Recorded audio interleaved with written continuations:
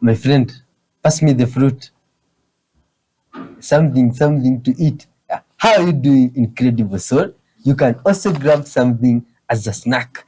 Take a comfortable seat and now let me tell you what we are about to do. My friend, we are about to react to videos together.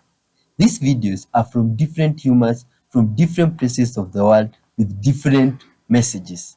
And now, my friend, our intention is to spread love, peace, forgiveness, and honesty through these videos. So kindly hit that subscribe button if it's your first time here, and hit that like button also.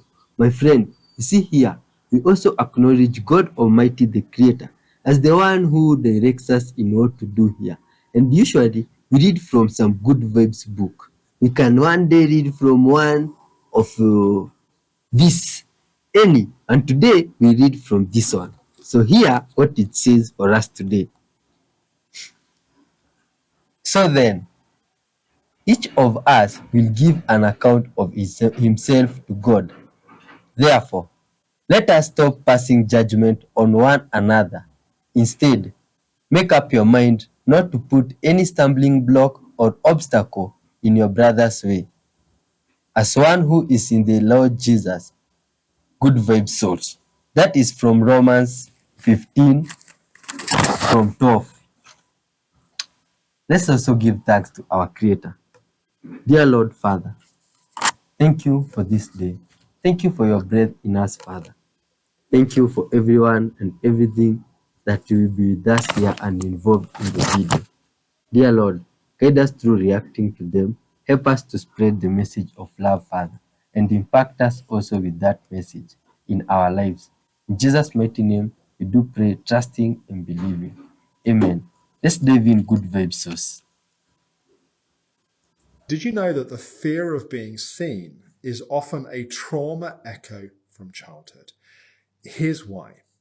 In childhood, being seen probably meant that we were going to be wounded or hurt in some way. Or it may have meant that being seen, we wouldn't get what we needed.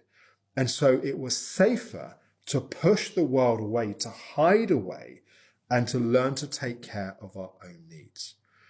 But if this is what we learned to do to survive childhood, we don't have to do it in adulthood. Learning how to have the courage to be seen is part of how we heal the trauma of our past. To learn more about how to do that, do follow my account for more videos in this series. So how did soldiers from the time of Julius Caesar attach their crests to their helmets? Well, we do actually know. So in many finds of, this is a Montefertino helmet. This one is how they would have appeared approximately in the 1st century BC, around the time of Julius Caesar. This is the crest knob, and in the top of the crest knob, they would drill a hole. The inside is hollow. The crest knob is hollow as well, and a pin would be put through the hole, attached in some way, we don't actually know, to the crest. And then the knob would be filled from the inside with lead, and that is how the Romans affixed their crests to their helmets. Leap years are not just every 4 years. I am 33 years old, and I am just learning this. And of course, it doesn't affect me because I won't be alive when it's relevant. But just in case you wanted to know, leap years are every 4 years, except when the year is divisible by 100. So the year 2100 will not be a leap year. Luke, I hear you say, the year 2000 was a leap year. Indeed it was, because the exception to the divide by 100 rule is if it can be divided by 400.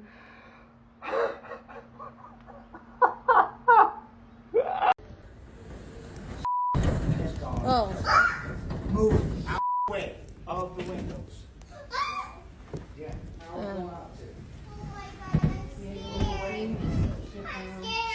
Yeah, that's good. Have you ever seen a signet ring used for its original purpose, Well, even if you have, this one is a really unique example. First, you've got to ask yourself, why is this gold ring with a sapphire encased in iron, a much less valuable and arguably less attractive metal? But the clue is in the engraving on the stone. You see, it's the coat of arms of the noble Jastrzębiec clan of Poland, one of the oldest Szlachta families, which basically meant that they owned lots of land, didn't pay taxes, and played key roles in politics and society. But why the iron metal? If you look closely in the center, there's a horseshoe symbol, and there's an interesting family legend that goes back to the year 999, in the time of King Bolesław the Brave, which tells of a knight from the Jastrzębiec clan who single-handedly won an important siege against their pagan enemies, strategically placed at the top of a steep, slippery, and near inaccessible mountain. How did he manage to do this, you might ask? Well, with the invention of horseshoes, which enabled his army to climb up the mountain and defeat their enemy who were camped at the top. Now, whether he was the first in Poland to come up with the idea of horseshoes is probably unlikely, but nevertheless, the iron horseshoe is represented here on this signet ring and pays tribute to the clan's heritage.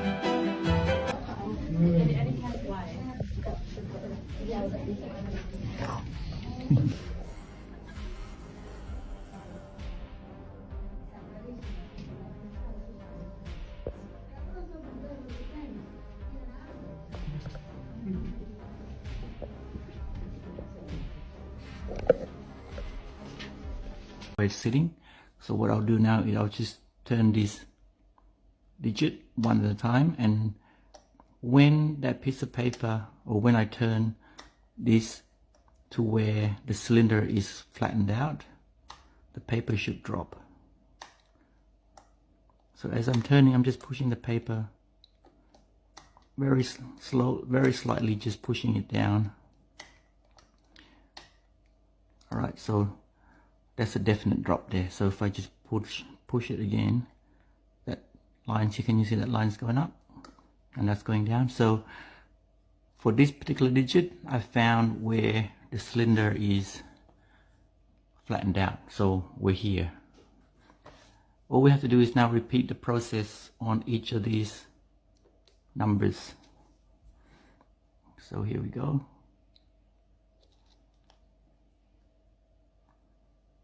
Oh, this is right there. This is low. So what I'll do, I should show you. I'll turn it. See the paper get pushed up. So there. Okay, so I've got these two lined up now. So let's see. I keep turning. I think that's there. So let's put this paper down. There's a drop there. Push it out. See that goes up. So that means there's a digit there. Okay, let's go to the next one. Looks like this paper is about to give up, so let's turn it around. Use a fresh corner. So let's make a mark. I'll make a mark and we'll turn the numbers.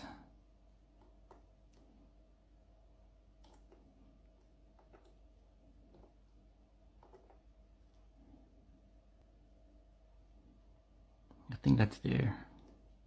So that just dropped down. Let's keep turning and see if it'll get pushed up. Yep.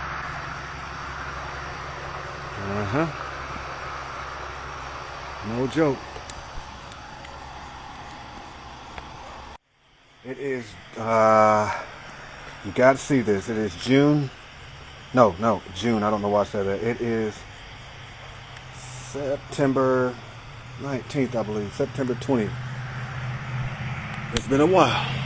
Look at this. I was on TikTok earlier.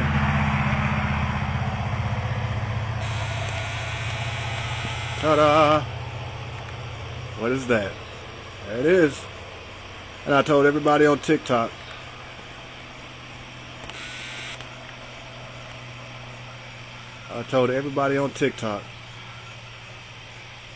Because I knew.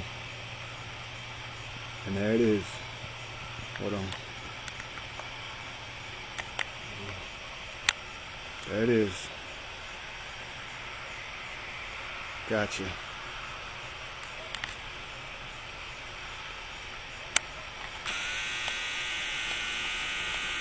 Check it out.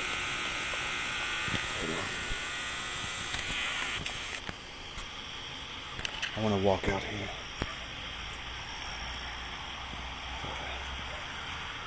Alright. Hold on. Make sure I'm zoomed out. Oh, zoom in.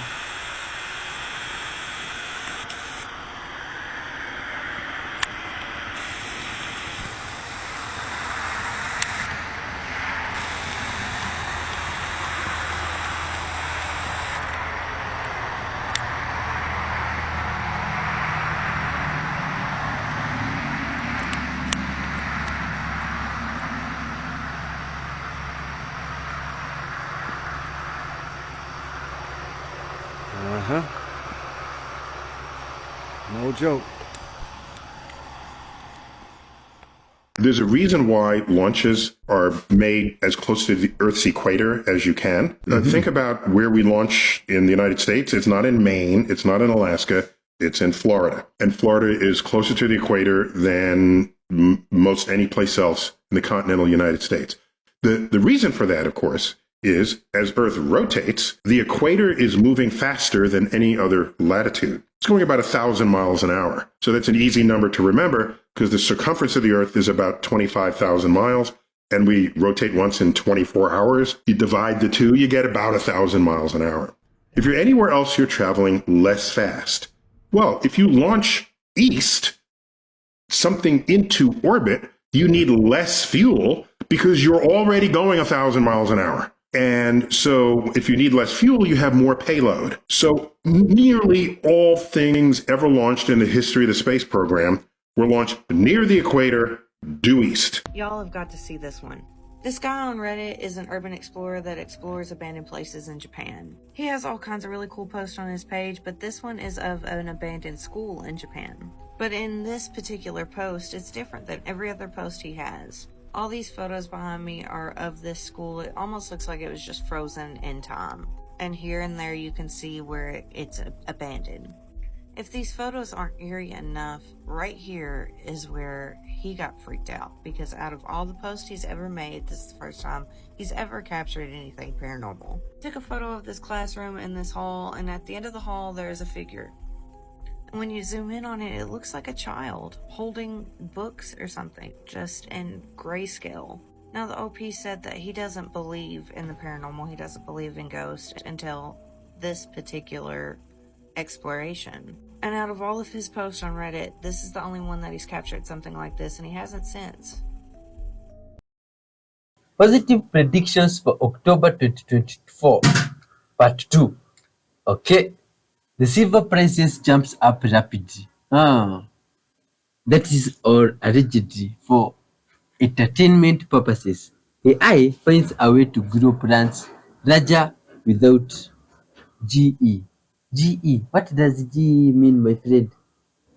Titanium and platinum prices surge. This is crazy. Most heat waves end.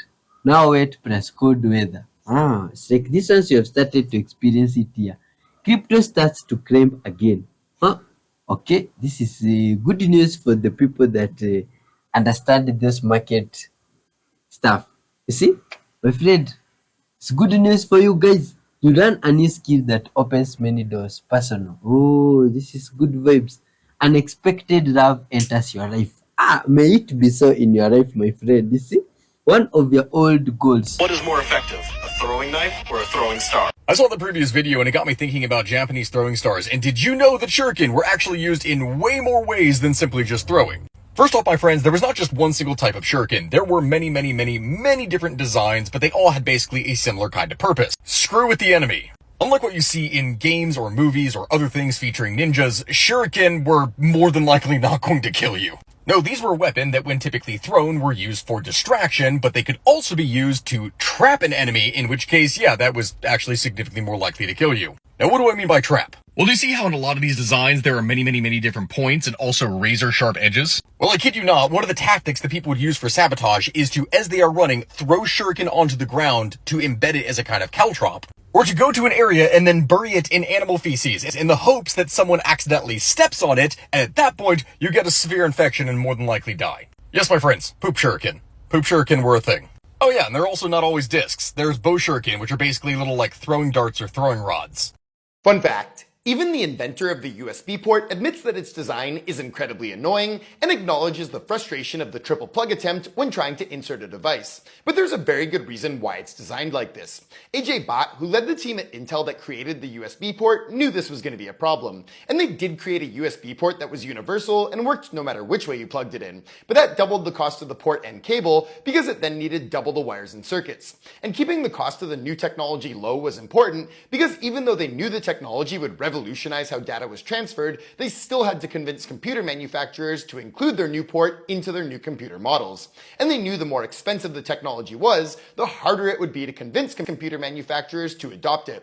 So they decided to keep the USB port one-sided, giving users a 50-50 chance of inserting it correctly on the first try, and therefore giving the USB port a better chance at mass adoption. Apple was the first manufacturer to put the USB port into one of its devices with the 1998 iMac G3. In the metric system, 1 milliliter of water occupies 1 cubic centimeter, weighs 1 gram, and requires 1 calorie of energy to heat up by 1 degree Celsius, which is 1% of the difference between its freezing point and its boiling point. And 1 gram of hydrogen has exactly 1 mole of atoms in it. Whereas in the American imperial system, the answer to how much energy does it take to boil a room temperature gallon of water is go f*** yourself. Why is it so difficult to change somebody's mind after they've been exposed to online misinformation? You're asking the right girl, because I'm Rachel, the neuroscientist. Now, nothing quite captivates human attention like fear, rage, shame, and loneliness.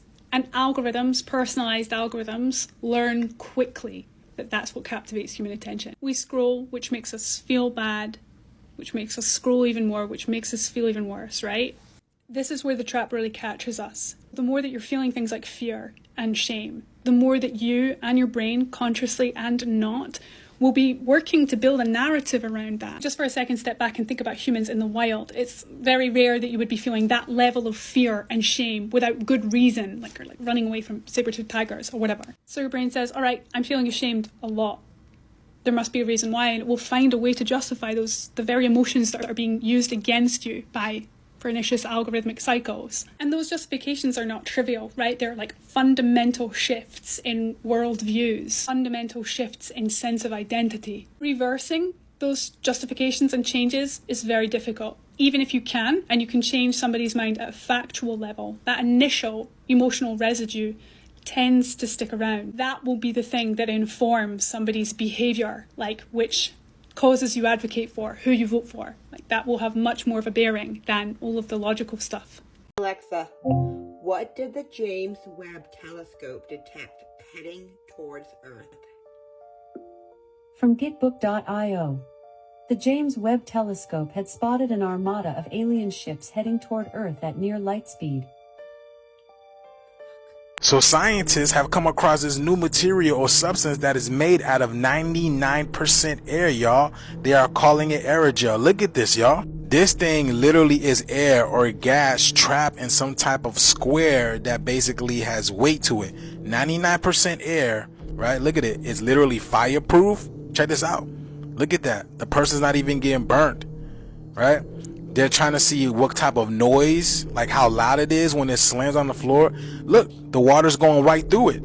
Check this out. He coats it all over his hands and he becomes repellent to water. He's able to repel water. Look at that. Now, I wonder what the hell is that going to do to his body, because I'm sure it's getting absorbed into his skin. But yeah, I don't know if it was discovered or made in a lab, but here it is sitting in that cube, and it comes out in the shape of a cube because I guess it's like water. It takes the shape of whatever it's in. But this is amazing, man. That's that guy that's always on the show with what's his name? Neil deGrasse Tyson. But what do you guys make of this, y'all? Let me know down in the comments below. This is strictly for entertainment purposes only. Only raising awareness to interesting situations during these interesting times. Thank you for tuning to my frequency. Let's get this shift.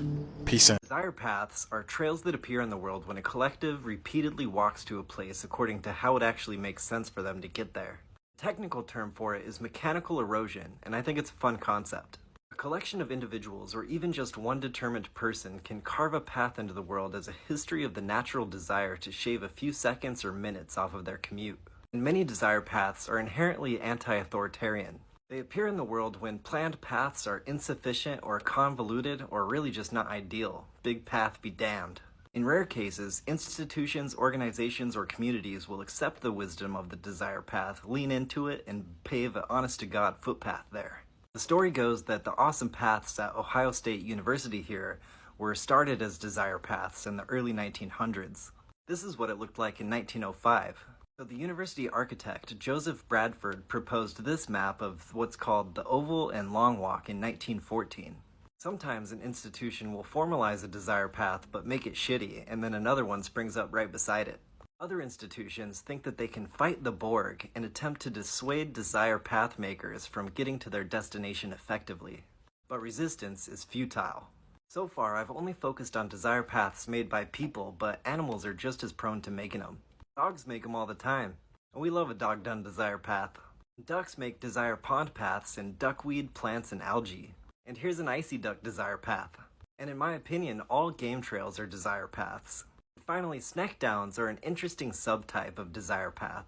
They show where cars actually drive on the road, especially when they're going slower than usual. So snack downs can be an effective natural demonstration of what can be done to slow down traffic and shorten pedestrian crossings. So if you're feeling frosty, take the path less traveled. It can make all the difference.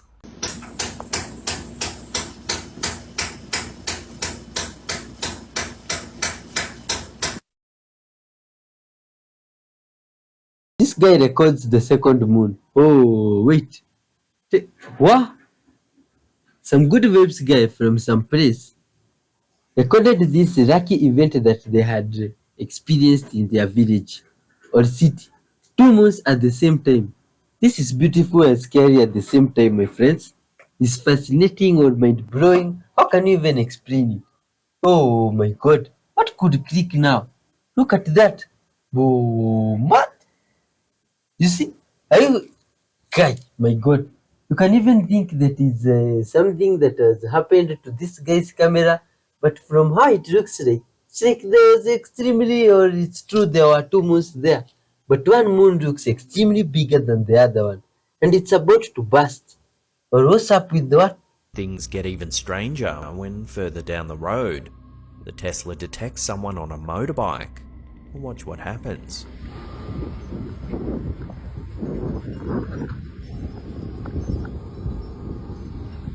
The driver finds a small motorbike figurine placed on a nearby grave, right where the car was detecting a bike.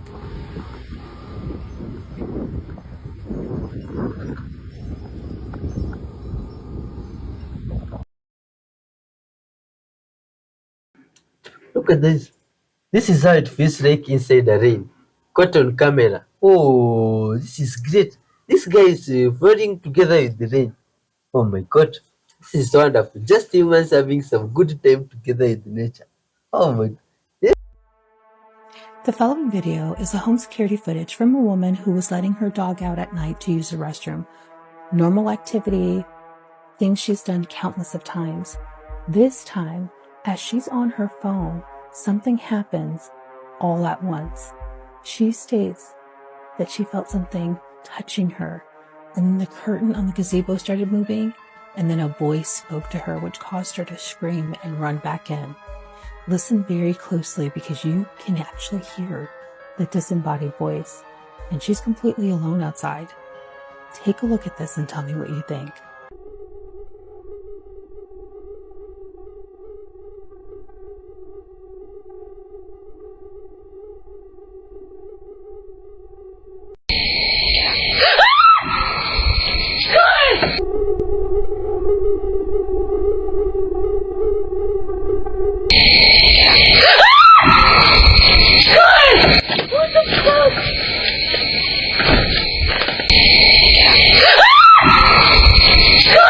So every cow gets a magnet.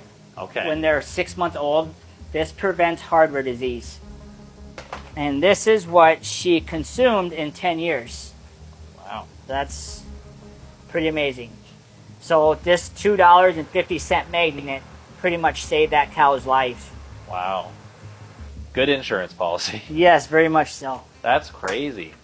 If you can cope with the bitterness, the seeds of the papaya have the best sources of insoluble fiber because they go through your system very quickly. They form a gel and they are very good if you're constipated. I sometimes have a handful. I chew it thoroughly and then have some water. It is really very bitter, but if you can stand it, it's worth trying. An interesting phenomenon came ashore as Hurricane Helene did. A lot of birds trapped in the eye of the hurricane, and you could see it on Doppler radar. Birds being trapped in the eye of a hurricane actually aren't necessarily that uncommon when it's a major hurricane. First off, a lot of coastal birds will take to the air to try and get away from some of the stronger winds that are within a hurricane eye wall. With a major hurricane, that eye closes up. So while they're trying to get to the center, which is a calmer portion, of course, of that storm, that eye will close up and those birds are now trapped inside. The thing is, this happens a lot more when you're at that peak of migration, which even right now, we are seeing a lot of birds migrate from the north to the south. That adds even more to that potential eye of a very powerful hurricane. But we can see it on Doppler radar. Doppler radars now are what are called dual pole, which means we can see in both the X and Y axis. Using one product from that, something called the correlation coefficient, we can actually see if things are similar in size and shape, and if it actually is pretty consistent along with that as well. If you see a lot of red, it's all consistent size and shape, like raindrops. But if you see a lot of blue, that means a much lower value with the correlation coefficient, which means tumbling or things that are different sizes and shapes, like a lot of birds flapping their wings. Look, the English language is full of slurs that are just so old that nobody remembers their original meaning. For example, have you ever referred to anyone as a thug? If so, were you perchance intending to compare them to the notorious 19th century highway robbers of northern India first known by that name? A name which of course derives from the Hindi word for swindler or deceiver, and was first popularized into English usage by Britain's best-selling 1839 crime novel, Confessions of a Thug. I don't think you were. It happened. A flat earther finally gave me some evidence that the 1972 blue marble may be fake. And it's this. It just basically says that everything that you don't see in this circle here is on the other side of the globe. So let's talk about it. Now, what this creator is assuming is that when you look at a ball, you're seeing exactly half of it at all times, which is categorically false. The closer to a three-dimensional object you are, the less of that object you see. I've got a miniature desktop globe, so let's see if I can replicate this photo using the globe itself. I think that's pretty close, right? And here's mine right next to the real one. You can see a little bit of Antarctica, with most of Africa and Madagascar right there. I think these are pretty close. And again, this was done with my desktop globe that has all of the continents on it. So, what's going on here? What's going on is focal length. It's really hard to do on TikTok. I had to go outside of the app and use my regular camera. But you can see as I get closer, more and more of the side kind of disappears. But when I come back, you can see up here, the water. There's a lot of water. And then when I just move closer, a lot of it starts to disappear. This is why you can't photograph the entire globe from, say, the ground. Remember, flat Earth is fleeting, but the internet is forever. I need somebody who understands crystals to explain something to me. I picked this little guy up in Brooklyn on the side of the road, and I put it over here in the sun, and I just left it there. And I swear to God, something happened on that day, because ever since then, I've been the luckiest person on Earth. Everything has been working out for me. What is this thing? What religion did Arabs follow before Islam? The modern Arab identity is more linguistic than genetic, as in many Arab populations across the Middle East and Africa are Arabized people who adopted the Arabic language due to the Islamic expansion. So let's focus on the Arabs of Saudi Arabia and this general region. While some Arabs had accepted Christianity and other religions prior to the 6th century, many followed indigenous beliefs usually referred to as Arabian polytheism, the worship of multiple deities. Depending on the area they resided in, worship may have been primarily focused towards one of the multiple gods. Some notable deities include Hubal, who was worshipped by the Quraysh tribe of Mecca, the same tribe that the Prophet Muhammad belonged to. There were also goddesses known as Al-Uzza, Al-Lat, and Manat that were worshipped across the Arabian Peninsula. There were temples and shrines across the region, one of which was actually the Kaaba in Mecca that housed hundreds of idols. In Islam, Allah is the name of God. However, it's argued that in Arabian polytheism, this was instead a title used to refer to a creator deity or a deity that a community specifically worshipped. It was more of a vague title, but a major deity referred to as Allah also had daughters, 3 of which I named earlier. Now, this makes sense because the name Allah is understood to be etymologically derived from Al-Illah, meaning the God. Like Muslims today, pre-Islamic Arabs performed pilgrimage as well. They would go to temples and shrines located across the region, one of which was the Kaaba. They'd also make ritual sacrifices of animals like camels, cattle, and sheep to their deities. Now, isn't that all very interesting? As I mentioned, there are multiple populations considered Arab today, but have very different ancestries. Perhaps we'll dig into the pre-Islamic beliefs of those people as well in the coming videos.